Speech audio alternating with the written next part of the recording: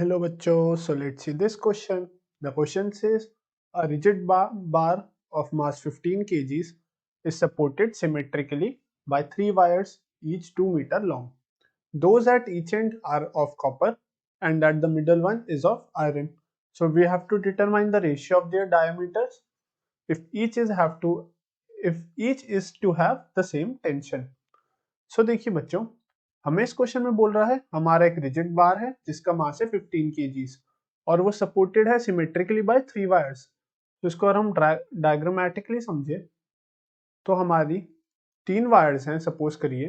एक है ये कॉपर वायर एंड हमें एक गिवन है आयरन की वायर जो सेंटर पे है एंड अगेन हमें गिवन है एक copper wire, right.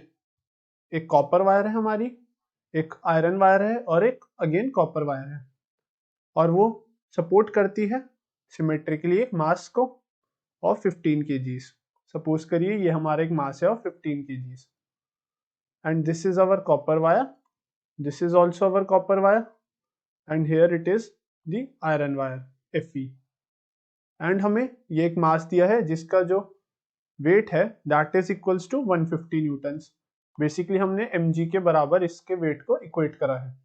So mass is 15 kg, so we can write 15 into 10 which is 150 newtons। और देखिए, और ये कहता है कि हमें अब डिटरमाइन करना है the ratio of their diameters if each is to have the same tension। अगर इन तीनों में जो टेंशन है, इन तीनों में एक पर्टिकुलर टेंशन होगा बच्चों, क्योंकि इन्होंने एक मास m को सपोर्ट करा है, तो जो टेंशन होगा that is given to be same in all three wires. So हमें बताना है जो डायमीटर होगा इन वायर्स का वो कितना होगा।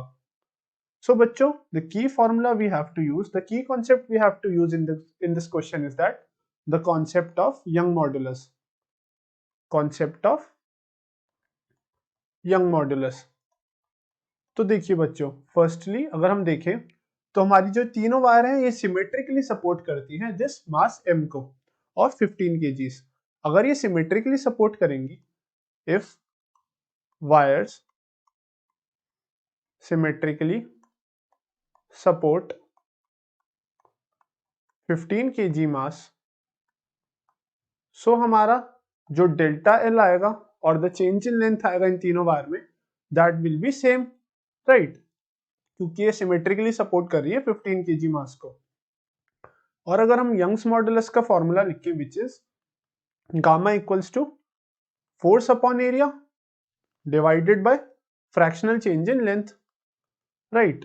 और हमें गिवन है कि जो अगर हमारा डेल्टा एल सेम है सो हमारा fractional change in length same होगा in all these three wires. So यहाँ से हमारा गामा होगा एंड हमें गिवन है जो फोर्स अप्लाइड है, जो टेंशन आ रहा है इन तीनों वायर्स में, तो वो बेसिकली हमारा सेम आ रहा है क्योंकि हमारी सिमेट्रिकली ये वायर सपोर्ट कर रही है दिस मास m को। सो हमारा वी कैन से जो हमारा गामा है that will be equals to force divided by area upon fractional change in length and हमारा force delta L over L, ये दोनों अगर हमारे सेम होंगे फिर for all these three wires, तो हमारा जो गामा ऑफ जो गामा ऑफ कॉपर आएगा that will be equal to 1 upon area of copper. And for this we can say कि ये हम एक प्रोपोर्शनैलिटी कांस्टेंट के से रिप्रेजेंट करेंगे। फोर्स, हमने force over fractional change in length को एक के से डिनोट कर दिया, बिकॉज अगर हम आयरन के लिए भी ये लिखें तो आयरन के लिए भी हमारा Young's modulus will be equal to 1 upon area of the iron wire. Iron wire की जो एरिया होगी, क्रॉस सेक्शनल एरिया होगा, that will be equal to AFE। तो यहाँ से Young's modulus of Fe will be equal to, और इसको हम K से रिप्रेजेंट करेंगे where K here is again our force upon fractional change in length. क्योंकि हमारा जो फोर्स ऑन द वायर है और फ्रैक्शनल चेंज इन लेंथ है on all these three wires वो बेसिकली सेम है, तो इसको हमने रिप्रेजेंट कर दिया by a constant K। So देखिए यहां से अगर हम एरिया देखें for copper wire that will be equal to pi D square by 4, और यहाँ पे बेसिकली आएगा पाई डी ऑफ कॉपर का होल स्क्वायर बाय 4, और एरिया हमारा ऑफ आयरन आएगा that will be equal to pi d f e का whole square upon 4, where d copper, here is our diameter of copper wire,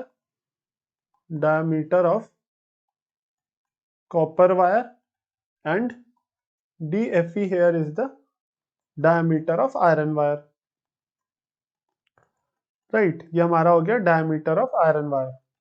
So basically बच्चों हमारा gamma copper over gamma iron आ जाएगा, that will be equal to area copper divided by area, that will be equal to area iron divided by area copper.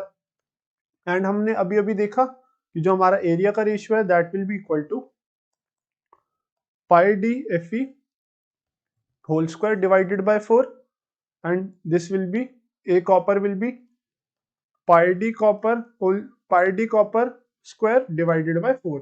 सो जो divide होगा वो ऊपर आ जाएगा and 4 will get cancelled out, pi will get cancelled out. So हमारा जो d f e over d copper आएगा that will be equal to under root gamma copper divided by gamma iron.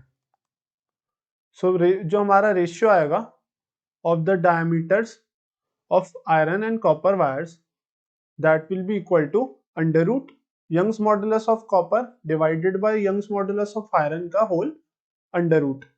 सो हमें बच्चों वैल्यूज अगर हम देखें for the Young's modulus of copper and iron, तो हमारा जो कॉपर का यंग्स मॉडुलस होता है दैट इज बेसिकली 120 गीगापास्कल्स के बराबर, और जो हमारा यंग्स मॉडुलस होता है for iron that is basically equal to 190 gigapascals के बराबर.